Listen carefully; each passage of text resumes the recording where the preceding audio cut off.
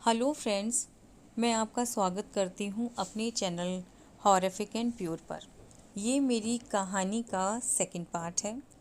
Thumbnail देखकर ही आपको कहानी का टाइटल पता चल गया होगा। अगर आपने इसका फर्स्ट पार्ट नहीं देखा है तो प्लीज़ आप उस फर्स्ट पार्ट को ज़रूर सुनिएगा, क्योंकि जब तक आप फर्स्ट पार्ट नहीं सुनेंगे आपको सेकंड पार्ट में मज़ा नहीं आने वाला। तो मैं थोड़ा सा सारांश में आपको बता देती हूँ कि ये एक ऐसे बच्चे की मतलब एक ऐसे लड़के की कहानी है जो बेंगलोर में जाकर अपनी जॉब स्टार्ट करने वाला होता है, ज्वाइनिंग कर लेता है और कुछ दिन के लिए अपने पेरेंट्स के पास आता है। और उसके पेरेंट्स रहते हैं उस समय आगरा में। तो उसके साथ कुछ ऐसी घटनाएं होती हैं जिसकी वजह से वो सोता बेंगलोर में है पर उठता बंदा अपने आगरा वाले घर में है। तो ये थी कहानी। तो अब हम कहानी के लिए चलिए आगे बढ़ते हैं, सेकंड पार्ट स्टार्ट करते हैं। तो हमारा सेकंड पार्ट स्टार्ट यहाँ से मैं करना चाहूँगी कि अभिषेक और उसके पेरेंट्स तीनों बहुत ज़्यादा टेंशन में, उन्हें समझ में नहीं आ रहा कि ये हो क्या रहा है। कई लोगों से पता किया, कई रिश्तेदारों को बताया, तो कुछ लोगों ने तो भाई यकीन किया इस बात पर और कुछ ने भाई मजाक बनाया, क्योंकि आजकल पढ़े लिखे समाज में इस तरह की चीज़ों को मजाक में ही लिया जाता है। कहाँ आपको पता होगा चंद्रयान 3 हमारा मून पर पहुंच गया, कहाँ आदमी चांद पर पहुंच गया और कहाँ आप इस तरह की बातें कर रहे हैं। कोई कौन यकीन करेगा इस बात पर कि बंदा बेंगलोर में अपने फ्लैट पे सो रहा है और सुबह उठ रहा है तो वो आगरा में अपने कमरे में है। ऐसा कैसे हो जाएगा? कोई भी इतनी आसानी से यकीन नहीं करने वाला। लेकिन कुछ लोग इस बात पे यकीन करते हैं, जो उसके रिलेटिव होते हैं, फ्रेंड सर्कल होता है, वो इस बात पे यकीन करता है। और फिर खोज शुरू हो जाती है एक ऐसे बंदे की जो उनकी इस प्रॉब्लम को सॉल्व कर सके।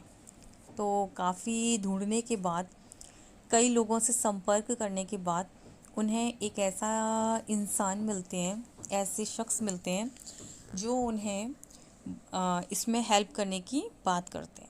तो वो सबसे पहले उस बच्चे के साथ मतलब उस लड़के के साथ उनके घर पर जाते हैं।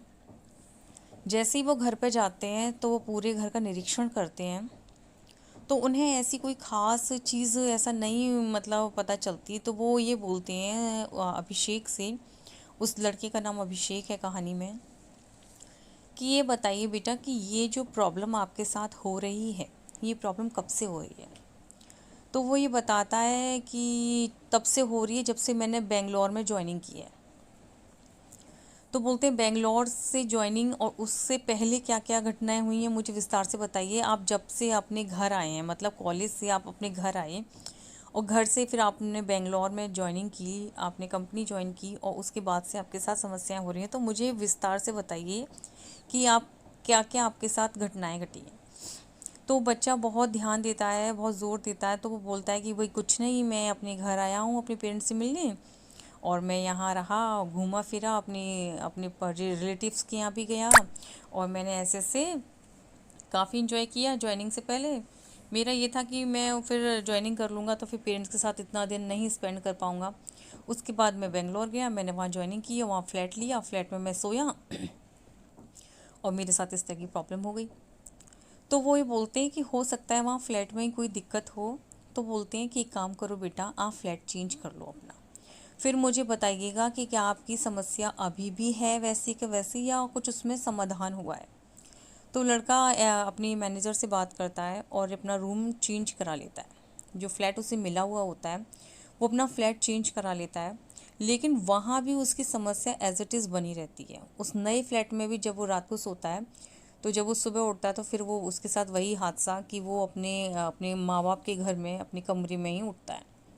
फिर वो उन बंदे से जो उनके प्रॉब्लम सॉल्व करने के लिए आए थे, आप कुछ भी कह सकते हैं, या तो आप एक झाड़ फूक वाला बोल लीजिए या एक पंडित बोल लीजिए, कुछ भी बोल लीजिए, जो हेल्पर होते हैं जो उन्हें समस्या से बचाएंगे, उनके पास जाते हैं और फिर उन्हें बताते हैं कि भाई मेरी समस्या का तो कुछ भी नहीं हुआ और मैं तो सोच रहा था कुछ फ्लैट में कोई दिक्कत होगी, आपके कहने पर मैंने फ़्लैट भी चेंज कर लिया लेकिन मेरी समस्या तो एज इट इज़ वैसी ही है, अब मैं क्या करूँ बताइए पंडित जी आप।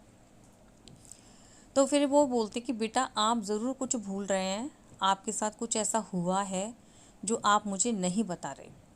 तो वो बच्चा बहुत ध्यान देता है दिमाग पर। वो ये बोलता है ये समस्या तब से स्टार्ट हुई है मेरे साथ जब से मैं अपने माँ बाप के घर आया हूँ और वहाँ से मैं बेंगलोर गया। तो वो पंडित जी बोलते हैं कि बेटा मुझे एक एक दिन की एक एक चीज़ बताइए। तब बताते बताते वो अचानक से ये वाली बात भी बता देता है कि मैं वहाँ जाता हूँ रात के टाइम, मैं अपना बालकनी में जाता हूँ और मैं वहाँ सिगरेट वगैरह पीता था। तो वहाँ सामने वाले फ्लैट में एक लड़की थी, उससे मेरी काफ़ी अच्छी दोस्ती हो गई और मेरी बहुत बहुत बहुत अच्छी फ्रेंड है वो। तो वो बोलते हैं कि ये बताओ क्या वो फ्रेंड तुम्हें अब दिखी? तब वो अचानक ध्यान देता है लड़का कि नहीं। वो बोलता है आप सही कह रहे हैं कि वो मुझे अब नहीं दिख रही। जब ये पूरी घटना उसके पेरेंट्स को पता चलती है तो उसके पेरेंट्स बोलते हैं कि भाई बगल वाले फ्लैट में तो कोई रहता ही नहीं है, बगल वाले फ्लैट बिल्कुल खाली पड़ा हुआ है, महीनों से खाली पड़ा हुआ है। जब ये बात लड़के को पता चलती है तो वो एकदम शॉक्ड हो जाता है। वो उसकी हालत ऐसी कि काटो तो खून नहीं, एकदम जम जाता है। वो घबरा जाता है कि ये कैसे हो सकता है, उसे यकीन ही नहीं आता। वो अपने पेरेंट्स के साथ वहाँ जाता है, उस फ्लैट में जाता है, एक एक चीज़ चेक करता है और वो ये पाता है कि वाकई में महीनों से इस फ्लैट में कोई भी नहीं रह रहा था।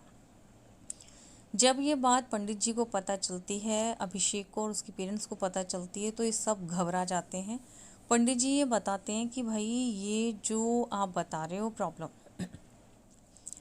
ये पूरी समस्या मैं अब जाकर अपने गुरुजी को बताऊंगा, क्योंकि उनके ऊपर भी कोई है हेड ऑफ़ द डिपार्टमेंट जो काफ़ी नॉलेज रखते हैं। तो बोले मैं उनसे जाके शेयर करूंगा और उनको लेकर आता हूँ और फिर देखते हैं क्या प्रॉब्लम है आपकी।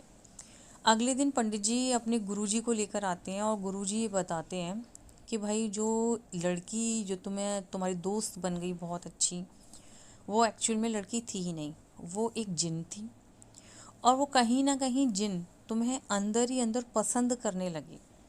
जब तुमने उससे बातचीत की, उसके साथ समय स्पेंड किया, तो कहीं ना कहीं तुम्हें बहुत पसंद करने लगी, तुम्हें बहुत चाहने लगी। यही रीज़न है कि वो तुम्हें कहीं भी जाने नहीं देना चाहती। और ये जो तुम्हारी समस्या है, जहाँ तक मैं समझ पाया हूँ, ये तुम्हारी समस्या अब बढ़ेगी। वो तुम्हें बेंगलोर में भी अब रहने नहीं देगी। एक तरीके से इसी घर में और इसी कमरे में बांधने की कोशिश में है वो तुम्हें। और ये जिनकी खासियत है कि कुछ समय बाद ये इतना हावी हो जाते हैं, इतना हावी हो जाते हैं सामने वाले बंदे पर, कि इनका पूरा प्रयास होता है कि सामने वाला बंदा हमारे पूरे कंट्रोल में रहे। और इनकी लास्ट लिमिट ये होती है कि ये फिर अपने साथ ले जाते हैं। इनकी अपनी एक अलग दुनिया होती है और उस दुनिया में बंदे को ले जाते हैं। बंदा या बंदी कोई भी जो इनकी उसमें आते हैं, घेरे में आते हैं, इनकी चपेटे में आते हैं, तो उनके साथ लास्ट में यही होता है कि किसी तरीके से ये उसे अपने दुनिया में ले जाते हैं, अपने समय में ले जाते हैं। जब ये वाली बात अभिषेक को पता चलती है, उसके पेरेंट्स को पता चलती है, तो वो लोग बहुत परेशान हो जाते हैं। उन्हें समझ में नहीं आता कि भाई क्या करें, अब क्या करें, कैसे हम इस समस्या से बाहर निकलें। तो गुरुजी ये बताते हैं कि भाई इसका कोई समाधान नहीं है, क्योंकि मैं इसका इलाज नहीं कर सकता। बस इतना मैं कर सकता हूँ कि इसे कुछ ताबीज़ मैं दे सकता हूँ, और मैं बस इतना कर सकता हूँ कि आप अपने बेटे को इस देश से बाहर कर दीजिए। क्योंकि इन लोगों का क्या होता है, एक दायरा होता है।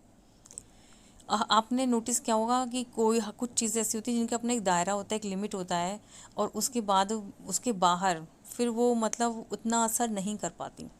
तो ये बोलता है कि आपके बेटे के लिए बस यही अच्छा है कि आपका बेटा इंडिया से बाहर चला जाए।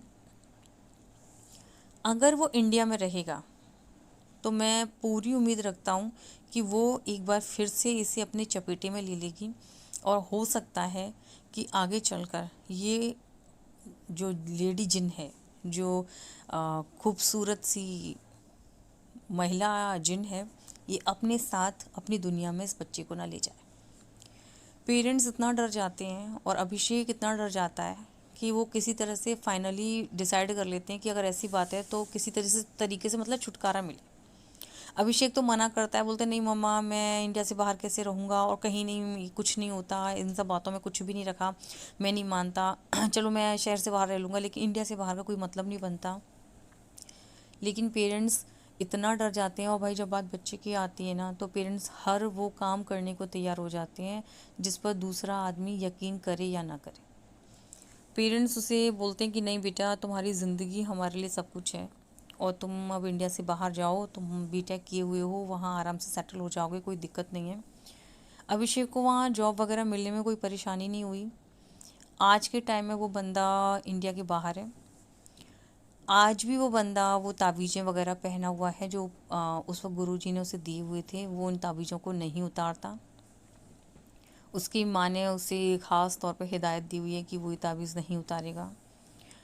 उसके पेरेंट्स को जब भी उसकी याद आती है तो वो इंडिया के बाहर चले जाते हैं। इस वक्त वो बंदा यूएस में है, यूएस चले जाते हैं अपने बच्चे से मिलने, लेकिन वो बंदा इंडिया नहीं आता। पेरेंट्स ने साफ मना किया हुआ है कि तुम नहीं आओगे। उसका बहुत मन करता है इंडिया आने का, पर वो बच्चा नहीं आ सकता, वो लड़का चाह कर भी नहीं आ सकता। तो ये एक ऐसी स्टोरी है जो एक सत्य घटना पर आधारित है। जिसके साथ होती है वो ही इस बात पर यकीन कर सकता है, और जिसके साथ नहीं होती भाई उसकी तो हम कह नहीं सकते। वो तो कुछ भी बोल सकता है, कुछ भी कह सकता है। तो अगर आपको मेरा ये सेकंड पार्ट बहुत पसंद आया हो कहानी का, तो प्लीज़ आप मेरी कहानी को लाइक करें, शेयर करें और सब्सक्राइब करें। मुझे आप लोगों के सपोर्ट की बहुत बहुत बहुत ज़्यादा ज़रूरत है। Thanks for watching.